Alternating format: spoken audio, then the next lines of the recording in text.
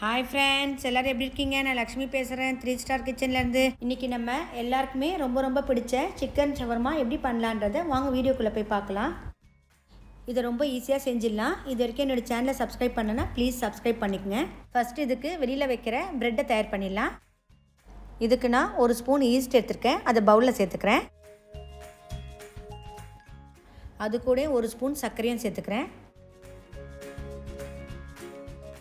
இப்போ இதில் மாவுக்கு தேவையான அளவு உப்பு சேர்த்துக்கிறேன். இதில் 1/4 கப் வெதுவெதுப்பான தண்ணி சேர்த்துக்கிறேன். இந்த தண்ணி ரொம்ப சூடாக இருந்தால் ஈஸ்ட் ஆக்டிவேட் ஆகாது.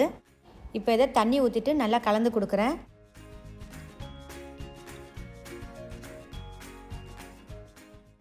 இப்போ இந்த ஈஸ்ட் வந்து ஒரு 5 நிமிஷத்துக்கு இப்படியே இருக்கட்டும். இங்கே நான் ஒரு பாத்திரம் எடுத்திருக்கேன், அதில் 3 கப் மைதா சேர்த்துக்கிறேன். இது அளவில் வந்து 300 கிராம்.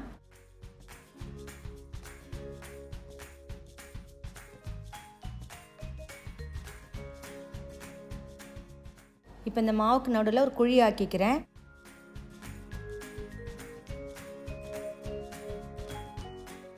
இப்போ இதில் ஆக்டிவேட் ஆன ஈஸ்ட்டை சேர்த்துக்கிறேன்.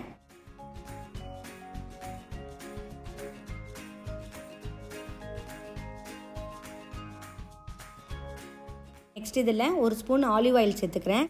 நீங்கள் ஆலிவ் ஆயில் தான் இதில் சேர்க்கணுன்னு இல்லை, இது எந்த விதமான ஆயிலும் இதில் சேர்த்துக்கலாம். இதில் ஈஸ்ட்டையும் இந்த எண்ணெயும் சேர்த்து நல்லா கலந்து கொடுக்குறேன். இப்போ இதை சப்பாத்தி மாவு பதத்துக்கு பிசைஞ்சிக்கிறேன்.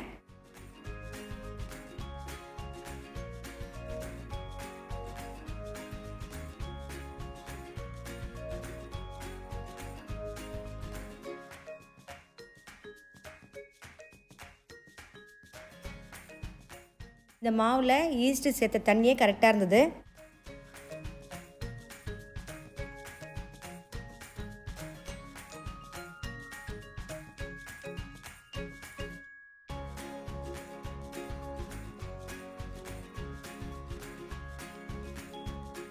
இந்த மாவு நல்லா பிசைஞ்சிட்டேன். இப்போ இதில் 1 ஸ்பூன் எண்ணெய் போட்டு இன்னொரு வாட்டி நல்லா பிசைஞ்சு கொடுக்குறேன்.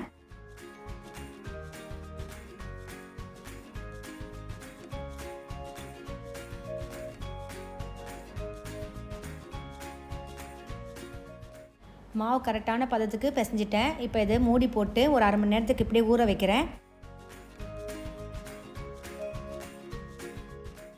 நான் இங்கே 1/2 கிலோ எலும்பில்லாத சிக்கன் எடுத்திருக்கேன். இப்போ இந்த சிக்கனை மேரினேட் பண்ணிக்கலாம். இப்போ இதில் 1 ஸ்பூன் ஜீரகத்தூள் போட்டுக்கிறேன். 1 ஸ்பூன் மஞ்சள் தூள் சேர்த்துக்கிறேன். பூண்டு பொடி 1 ஸ்பூன் சேர்த்துக்கிறேன். உங்கள்கிட்ட கார்லிக் பவுடர் இல்லைன்னா நீங்கள் இஞ்சி பூண்டு விழுதே சேர்த்துக்கலாம். வெங்காய பொடி 1 ஸ்பூன் சேர்த்துக்கிறேன். 3 ஸ்பூன் மிளகாத்தூள் சேர்த்துக்கிறேன். 1 ஸ்பூன் தனியாத்தூள் சேர்த்துக்கிறேன். இப்போ இதில் தேவையான அளவு உப்பு சேர்த்துக்கிறேன். இப்போ இதில் 3 ஸ்பூன் கொஞ்சம் தண்ணியான தயிர் சேர்த்துக்கிறேன்.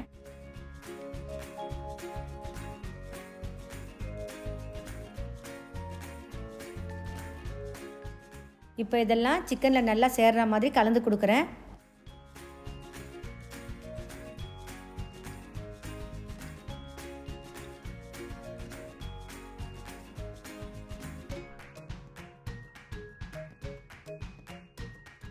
இந்த சிக்கனில் நல்லா மசாலாலாம் ஊறுற மாதிரி கலந்து கொடுத்துட்டேன். நான் இங்கே ஒரு எலுமிச்சை பழம் எடுத்திருக்கேன், அதை 2ஆக கட் பண்ணியிருக்கேன். அந்த சாறை இதில் பிழிஞ்சிக்கிறேன்.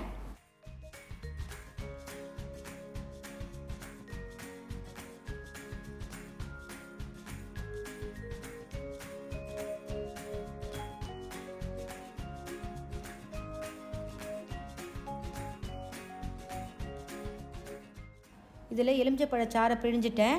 இப்போ இந்த சிக்கனை 1 மணி நேரம் ஊற வைக்கிறேன். இந்த சிக்கனை எவ்வளோ மணி நேரம் ஊற வைக்கிறோமோ சிக்கன் வந்து அவ்வளோ டேஸ்ட்டாக இருக்கும். இப்போ இந்த மாவு நல்லா ஊறி இருக்குது. இந்த மாவுலேருந்து ஒரு உருண்டை எடுத்து நான் உருண்டை பண்ணிக்கிறேன்.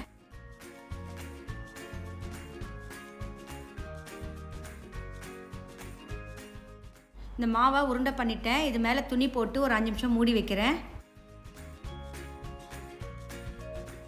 இந்த மாவு மேலே கொஞ்சம் மைதா டஸ்ட் பண்ணிவிட்டு சப்பாத்தி சைஸ்க்கு தட்டிக்கிறேன். தட்ட சொல்ல சைடெல்லாம் கொஞ்சம் மெலிசாக இருக்கணும்.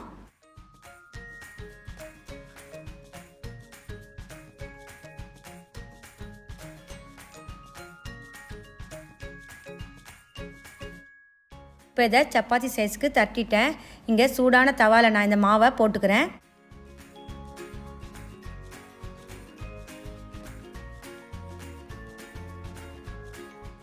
இங்கே பாருங்கள், இப்போ இது ஒரு சைடு வெந்திருக்கு. நான் இன்னொரு சைடும் இதை திருப்பி கொடுக்குறேன்.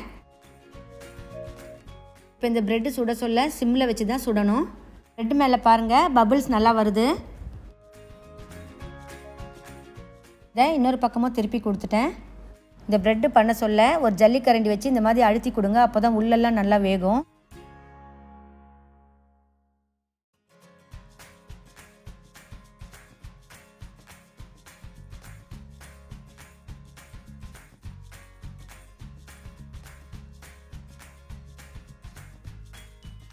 இது நல்லா வெந்திருக்கு. இப்போ நான் இதை ஒரு தட்டில் மாற்றிக்கிறேன்.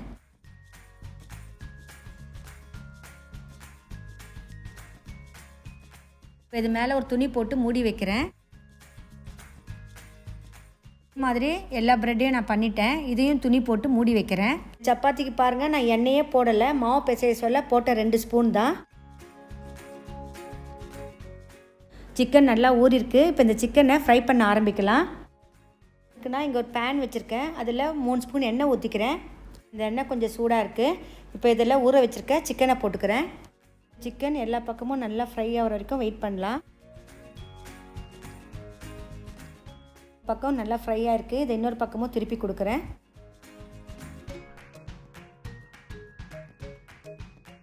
பாருங்கள், இது இன்னொரு பக்கமும் நான் திருப்பி கொடுத்துட்டேன்.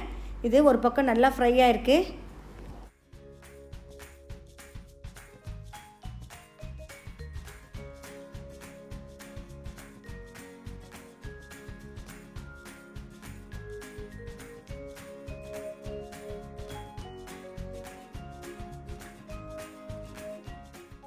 இப்போ இது எல்லா பக்கமும் நல்லா ஃப்ரையாக இருக்குது.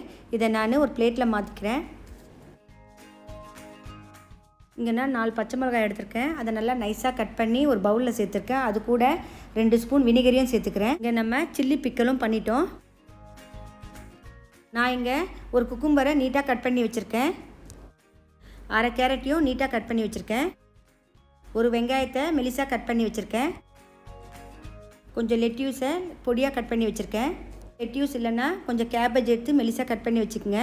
கேப்சிகானையும் மெலிசாக கட் பண்ணி வச்சுருக்கேன்.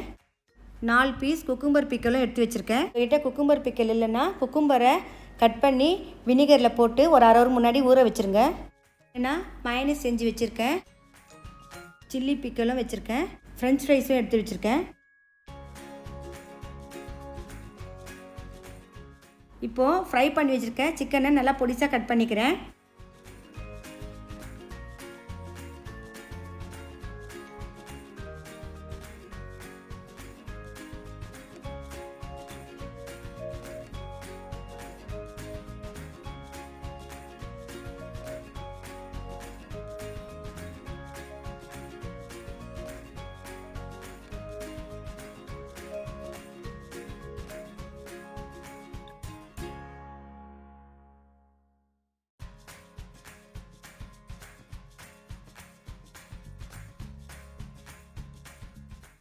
சிக்கன்லாம் நல்லா பொடிசாக கட் பண்ணிட்டேன். இதை ஒரு பவுலில் மாற்றிக்கிறேன்.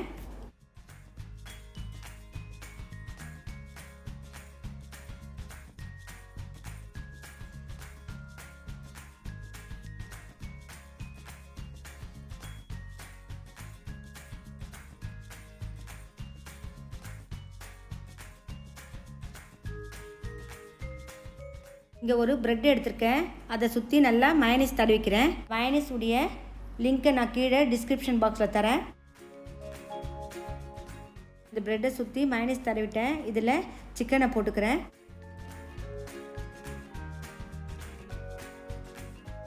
இப்போ இதில் ஃப்ரெஞ்ச் ஃப்ரைஸ் வச்சுக்கிறேன். இப்போ இது மேலே கட் பண்ணி வச்சுருக்கேன் 2 துண்டு கேப்சிகமையும் சேர்த்துக்கிறேன். இப்போ இது மேலே குக்கும்பரையும் சேர்த்துக்கிறேன்.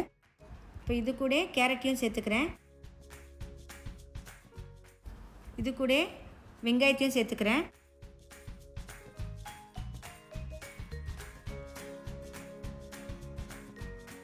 நெக்ஸ்ட் இதில் குக்கும்பர் பிக்கிளையும் சேர்த்துக்கிறேன். இது மேலே கொஞ்சம் லெட்யூஸையும் தூவிக்கிறேன். வினிகரில் ஊற வச்சுருக்க பச்சை மிளகாவை இதில் சேர்த்துக்கிறேன். இந்த சில்லி ஊறுகாய் சேர்க்கறதுனால ஷவர்மா வந்து நல்ல காரசாரமாக சூப்பராக இருக்கும். நெக்ஸ்ட் இது கீழே ஒரு பட்டர் பேப்பர் வச்சுக்கிறேன். இப்போ இதை மொல்லமாக இந்த மாதிரி ஃபோல்ட் பண்ணிக்கிறேன்.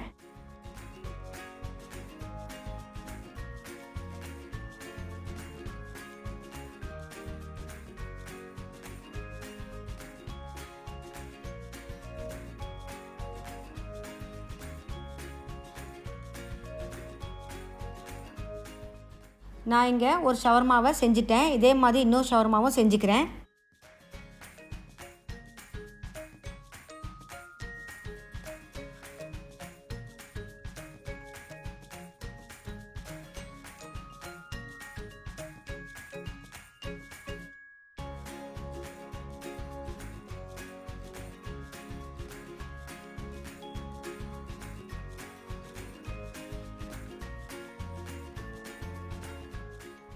பாருங்கள், இங்கே நம்மளுடைய 2 ஷவர்மா இங்கே ரெடியாக இருக்குது. இது சாப்பிட்றதுக்கும் அவ்வளோ டேஸ்ட்டாக இருக்குது. நல்லா காரசாரமாக இருக்குது. இதே மாதிரி நீங்களும் உங்கள் வீட்டில் செஞ்சு பாருங்கள். என்னுடைய இந்த வீடியோ பிடிச்சிருந்தா லைக் பண்ணுங்கள், உங்கள் ஃப்ரெண்ட்ஸுக்கெல்லாம் ஷேர் பண்ணுங்கள். என்னுடைய சேனலை ஃபஸ்ட் டைம் பார்க்குறவங்களா இருந்தால் சப்ஸ்கிரைப் பண்ணுங்கள். பக்கத்தில் இருக்க பெல் பட்டனையும் கிளிக் பண்ணுங்கள். அப்போ தான் நான் போடுற புது வீடியோலாம் உங்களுக்கு உடனுக்குடனே அப்டேட் ஆகும். உங்களுடைய ஃபீட்பேக்கை என்னுடைய கமெண்ட் செக்ஷனில் தெரிவிங்க. என்னுடைய இந்த வீடியோ பார்த்ததுக்கு நன்றி.